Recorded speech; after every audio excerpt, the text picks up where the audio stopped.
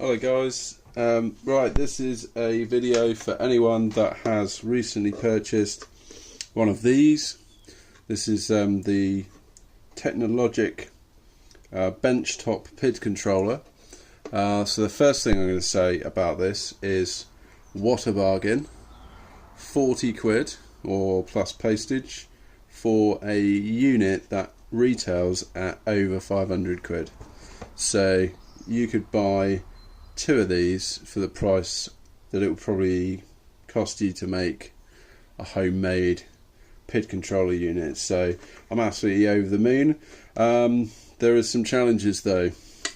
One, it came with this plug, which might be great for some of you guys, but not for me because I need a UK 3-pin plug.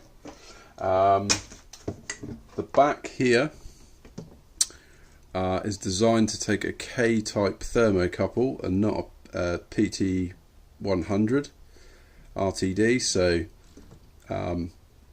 not that that's a huge issue. You can just use a thermocouple, but they're not quite as accurate, so need to sort that out.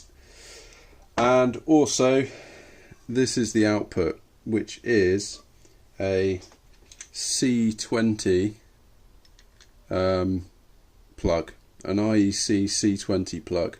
I've just got a wireable one, so basically I need to wire that to my kettle lead for the element, so that just slides in there nicely.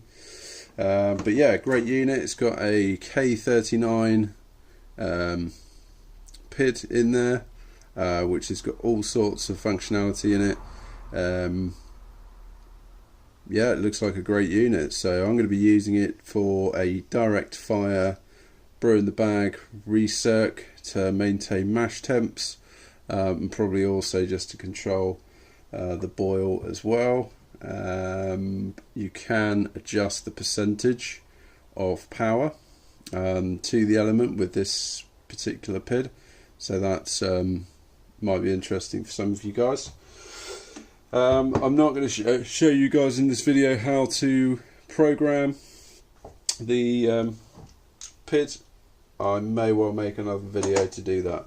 So we need some tools: flathead screwdriver, some Phillips head screwdrivers, some wire strippers. Fucking, I just lost my screwdriver.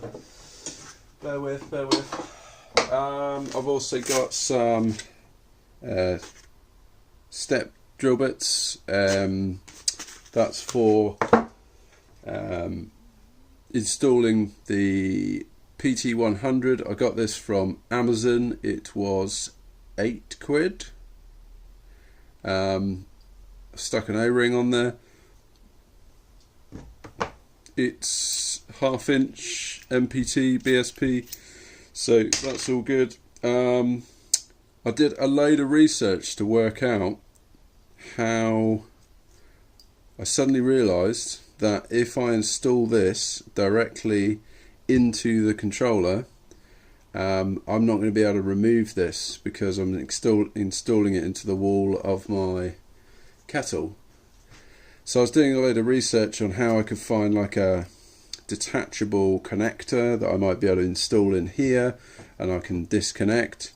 What I didn't realise is that. So that's an absolute win. So this is a little quick disconnect. And that just slots in there. So that's a win. So in terms of cleaning the pot and stuff, you can just unplug it all, which is fantastic. So I'll be showing you guys how to, well, I mean, I don't know how to do this. I know this needs to go into the back of the PID. There is 3 connections on the PID. So I'm going to have a go at that, and I'll show you how I'm doing it. I'm also wiring this, the C20, to the kettle lead, which is, the other end is a This is a C15, that just plugs into the element. So don't do what I did earlier and chop off the wrong end of the kettle lead. I wasn't thinking clearly, and I just thought, well, that's an adapter, that's an adapter, it must be that end. Dickhead. So I've just trashed one of my kettle leads, and I've just had to order another one. So don't do that. This is replacing the 3-pin UK plug, or whatever plug at the end of your kettle lead. Alright, good. On to the fiddly stuff. Okay, so the controller arrived with one of these heavy duty caravan style connectors. I took it off, I took these out, I've marked the live wire because they are just both black. I'm not even sure if it matters which way they go round, but I marked it anyway. So this now needs to go onto a 3-pin UK plug. I'm a little bit worried because of how fat, sorry, camera work, how fat that wire is. It's got some kind of steel braiding around the wire. It's really heavy duty. It's gonna go in there. Come on, you shit. Right, get that in there. Tighten everything down. Do. Right, I don't know why I'm even videoing this. None of you want to watch this. Right, there we have it.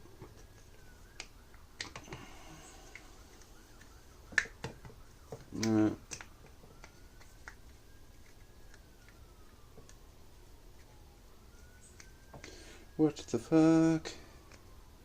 Oh, it actually slips right over it. Right, there we go. Right, can you guys even see all of this? I should probably just be doing this down here. Right, there you go. So the short and sweet part is, right, I've taken that off and put a standard 13 amp UK 3-pin plug on. Done. So that part's done. So right guys, this is the C20 plug, which I need to attach to my kettle lead. This is the first time I've opened this, so I haven't got a fucking clue. Right, I'm slipping this on. So I've stripped my wires from my kettle lead, taken the plug off. Just going to get that through there, wrap it round the screws. That is so shitty. Jesus. That's not a fire hazard at all, is it? Christ. Well, if you don't see any more videos from me in a few months' time, in the next few months' time, you'll know that I've probably either blown myself up or set fire to my house. So, good. Right, let's get those out. Okay guys, right, so I have now, sorry for the camera shake, got my kettle lead, and I've got the adapter, the C20 adapter attached to the kettle lead, so that will now go straight in there, and that is the output of the solid state relay that's inside the benchtop controller. Is it on? Yes it is. Happy days. We're cooking on gas. It's doing some stuff. I don't know what it's doing. I'm going to turn it off again. Okay. and importantly unplug it, because I am going to be opening this thing up. So I am going to install the pt100 into my kettle, using the O-ring and the 1/2 inch yada yada. So let me sort that out, and then you don't want to see all of that because lucky you've seen it loads of times. Right, I said I wasn't going to show you how I'm going to install the PID, the pt100, sorry, but I am going to show you where I'm going to locate it. So this is element 1, this is element 2. I'm going to locate it right here between the two, which should give me a good sense of the temperature of the wort beneath the grain bag, which is pretty much exactly what I am after. So that's where it's going. Okay, so that's the pt100 in. There's a decided to put an O-ring on both sides just to make sure I get a good seal.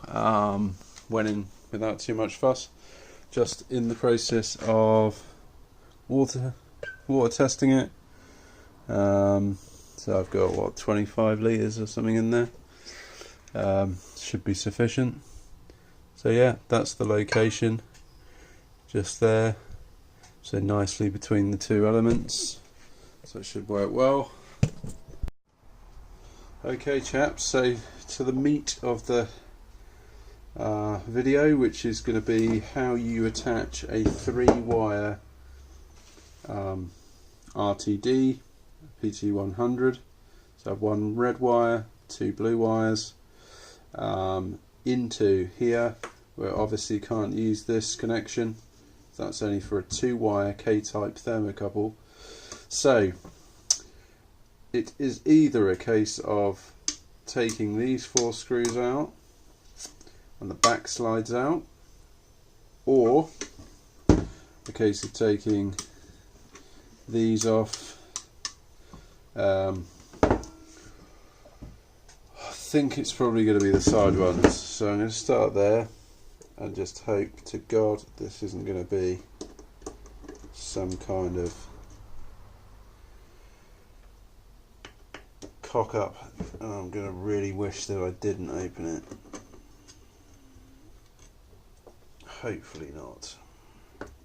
So let's have a little. Okay, yep, it looks like there's a top panel and a bottom panel. Simply a case of popping the screws off, probably just the top panel actually. So there's only 4 screws. There we go, hope you guys can see what I'm doing. Right, let's have a look.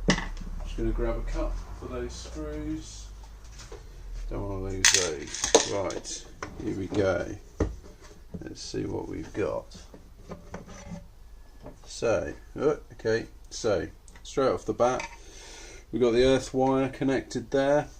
So it's this piece here that we're interested in disabling, and it looks like that goes in. Not sure. I'm maybe going to have to just remove this, whatever this is. It's a kind of cable sorter, I think. There you go, you just got to push the nibbles in, the little teeth here, the nibbles, and this pops off. So I think it's just a cable organizer, just keep all the cables nice and tidy. So this is the connections for the thermocouple. What we're interested in is connecting 1, 2, 3. It's 10, 11, 12. On here you can see pt100.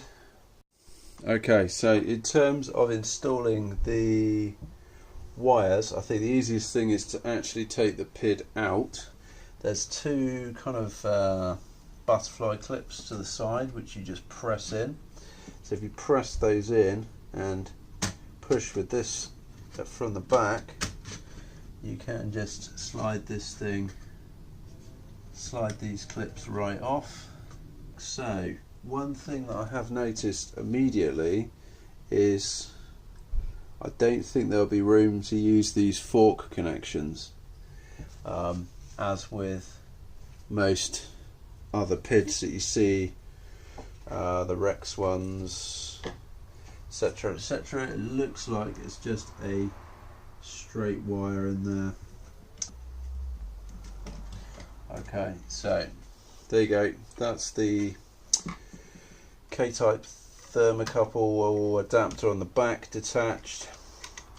So don't want to do that, I'm just going to stuff that back in the cable tidy somewhere. Just go in there. Okay guys, so what I've managed to do is detach this thermocouple attachment. I hope you guys can see what I'm doing here. There's a little clip, a little brace, which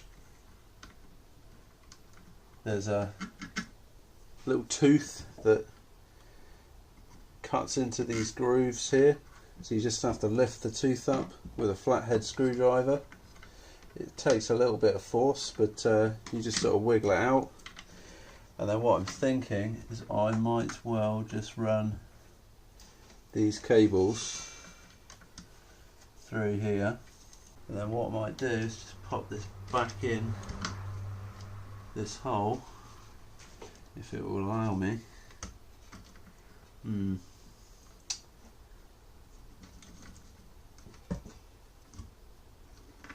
Okay.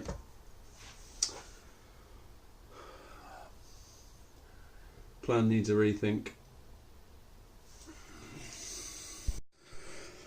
Okay guys, so I've gone pretty lo-fi on trying to figure out how to get this wire here in through here, whereby this will pinch it to keep it in place.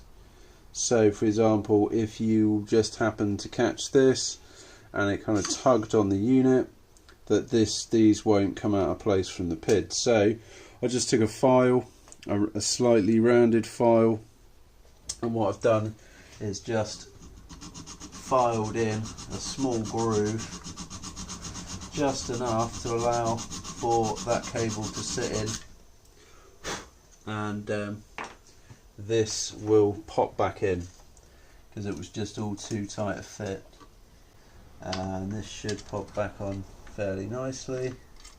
Yep, all good. Got to get this bracket back on. Right, so that is now, you can probably see from there, that's just tucked nicely in with that, which means I can now wire in these, but I still haven't figured out which goes where. Okay, so I have stripped the fork connections off the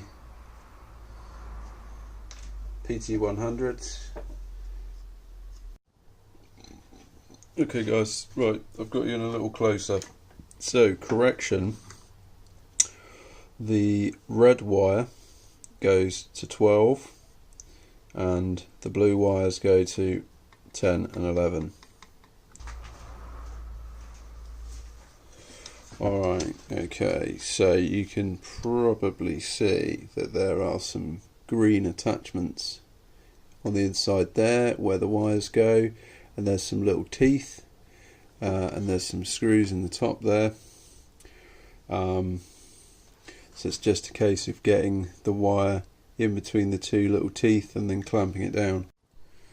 Okay, so that's the red one in, nice and secure. I actually found if you pop this clip back on, it just helps give it a little bit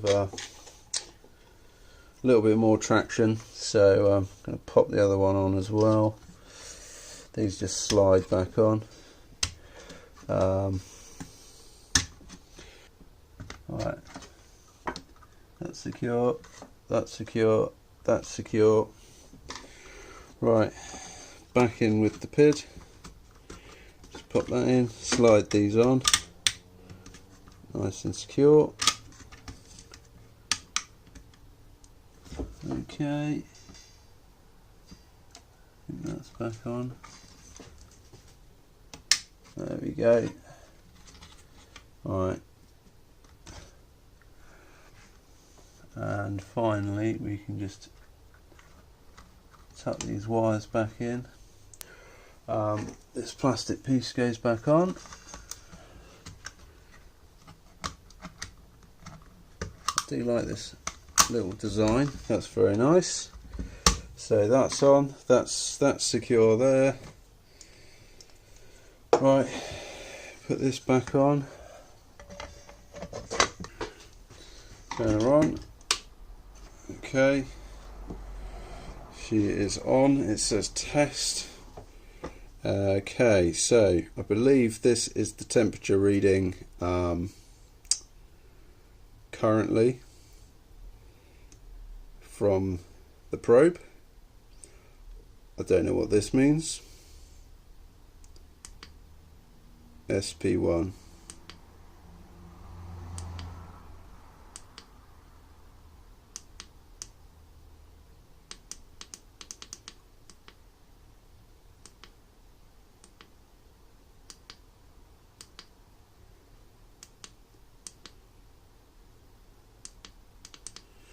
No, I've got no idea what I'm doing right now.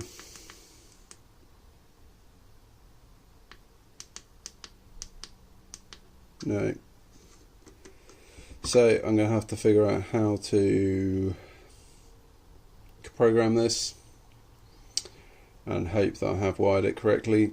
I'm probably not going to do that tonight, so I'll check in with you guys later on.